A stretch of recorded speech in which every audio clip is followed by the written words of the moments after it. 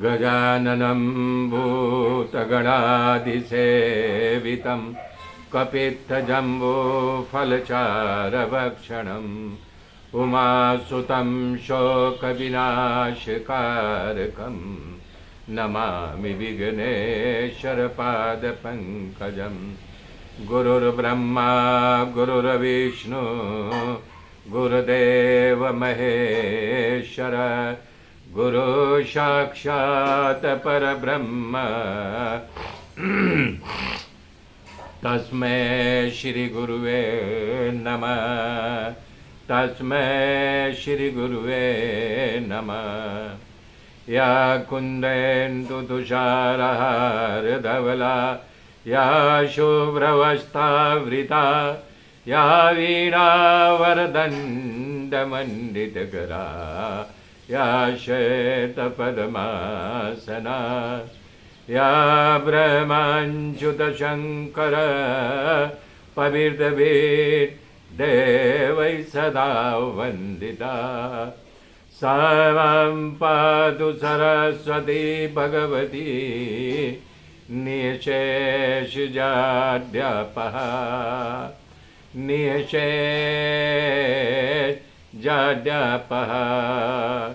हरिः हरिः ओम्। हरे राम राम राम हरे हरे। हरे कृष्ण कृष्ण कृष्ण हरे हरे। हरे राम राम राम हरे हरे। हरे कृष्ण कृष्ण कृष्ण हरे हरे। ओम नमो भगवते वासुदेवाय। ओम नमो परमात्मने नमः। सुखदेव जी कह रहे हैं कि हे राजन, नारद जी ने शाप के कारण दोनों कुबेर के पुत्र जो जोड़िया वृक्ष बन करके उगे थे, नल कुबेर और मणिग्रीव, दोनों का उद्धार कर दिया। हे सच्चिदानंद स्वरूप, दोनों प्रार्थना कर रहे हैं दिव्य रूप धारण करके सभी को अपनी ओर आकर्षित करने वाले योगेश्वर श्री कृष्ण प्रकृति पर आप हो और स्वयं पूर्ण पुरुषोत्तम हो। हे भगवान, व्यक्त हुए अव्यक्त हुए, दिखते हुए न दिखते हुए, संपूर्ण विश्व आपका ही स्वरूप है। पर आप इस बात को ज्ञानियों को ही जानते हैं, ज्ञानी कहाँ से जानेंगे। हे प्रभु, अभी तक हमको लगा था कि नारद जी ने हमें श्राप दिया है, पर आज पता चल रहा वो श्राप नहीं, आशीर्वाद था कि आपका दर्शन हो गया। आप मेरे सामने खड़े हैं, आप मुझे मुक्त कर दिया कि श्रीमद में मदांत बन गए। हमें आपका दर्शन शक्य नहीं था, परंतु नारद जी ने हमारे ऊपर अनुग्रह किया, जिनके श्राप के कारण आपका दर्शन हुआ। रामचरित मानस में भी गोस्वामी जी ने यही शब्द अहिल्या के मुख से कहलाया है। ए शाप जो दीन है अति भल कीन्हा, परम अनुग्रह में माना।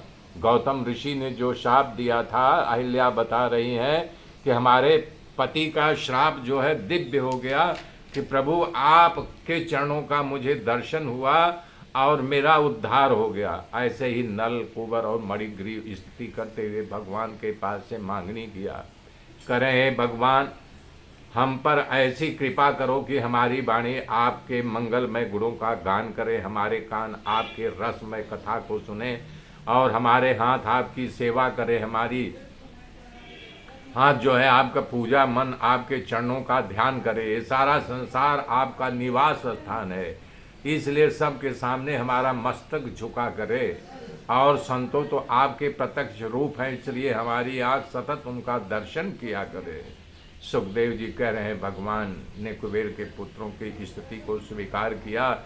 उसके बाद नल कुबेर और मणिग्रीव भगवान का परिक्रमा किया और वो सब उत्तर दिशा की ओर चले गए।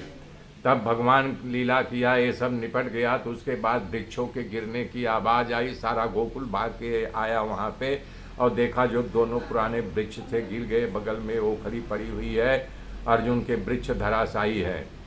तो वहाँ जब भीड़ इकट्ठा हो गई तो लोग बोले कैसे गिर गया, तो वहाँ खड़े ग्वालों ने कहा कि हम दोनों झाड़ों में से कन्हैया बीच में निकल रहा था, वृक्ष गिरा, उसमें से दो पुरुष निकले थे, कन्हैया से बात भी किए थे, तब वो लोग इधर चले गए उत्तर दिशा की ओर, लेकिन बड़े लोगों ने ध्यान नहीं दिया।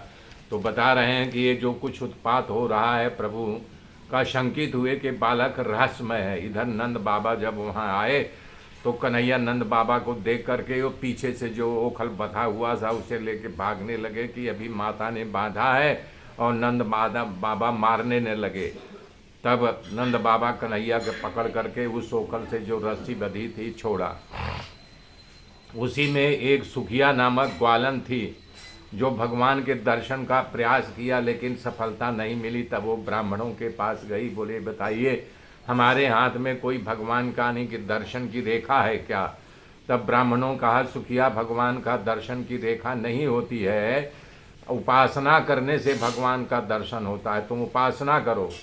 तब सुखिया ने कहा कि हे ब्राह्मणों, मैं मालन हूँ, फूलों की माला बना करके अब फल बेचने का व्यवसाय करती हूँ, इसमें मैं उपासना कैसे कर सकती हूँ? तब ब्राह्मणों ने कहा हे सुखिया, जब तुम फल बेचने निकलो तो नंद बाबा के घर का एक परिक्रमा करके तब जाया करो, तुम्हें भगवान का दर्शन निश्चित होगा। ऐसा विचार करके वो भगवान के यानी कि महल का यानी कि सुखिया जहाँ भगवान रहते थे परिक्रमा रोज 108 परिक्रमा करके वो बोलती थी अरे फल ले लो, ले लो फल, अरे भाई फल ले लो, परिक्रमा करने करने बोलने लगी। तो कोई मेरा फल ले ये बोल करके घूम रही थी। एक दिन श्री कृष्ण भगवान ने उसकी आवाज़ सुनी कि फल बेचने वाली चिल्ला रही फल ले लो, फल ले लो।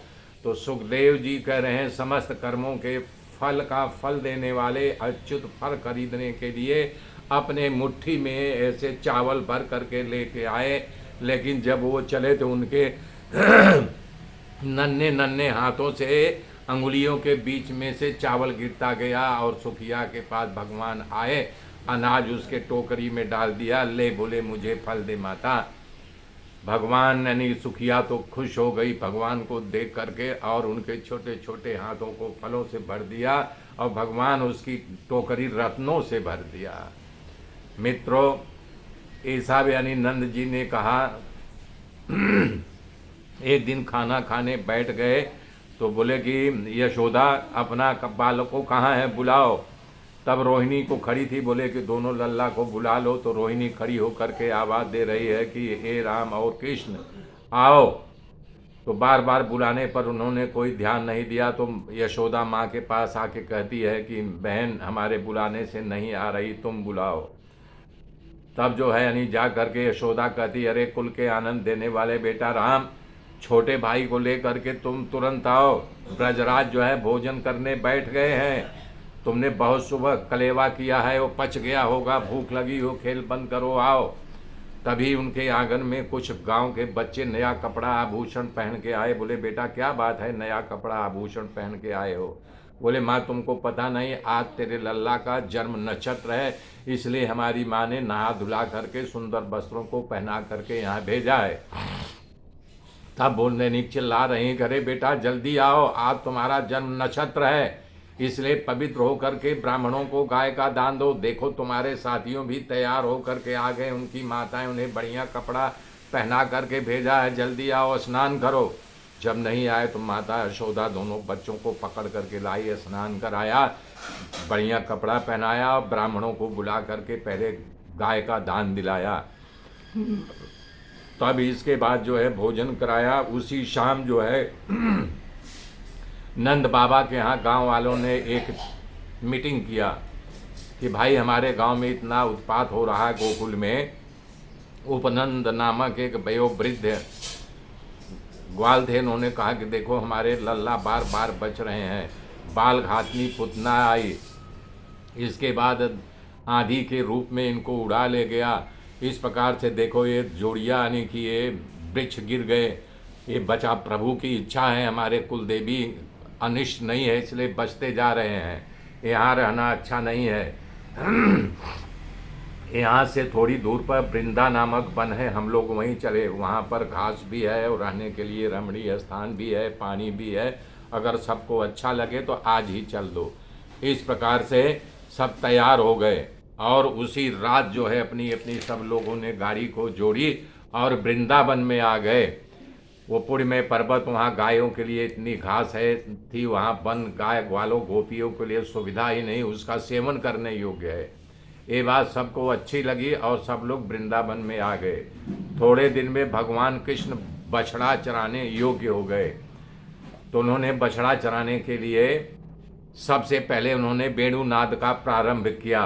भगवान ब्रजवासियों को आनंद देने के लिए कभी बेड़ी बजाते तो कभी नाचने लगे, कभी मोर कभी हंस की बोली बोल करके ब्रजवासियों को हंसाते। उसी में एक दिन रामकृष्ण बछड़ा चराने गए थे, तभी बत्सासुर नामक दैत्य वहाँ आ गया। मेरे मित्रों, आगे की गाथा कल जुड़ूंगा, तब तक के लिए जय श्री राम, जय श्री राम, जय श्री राम।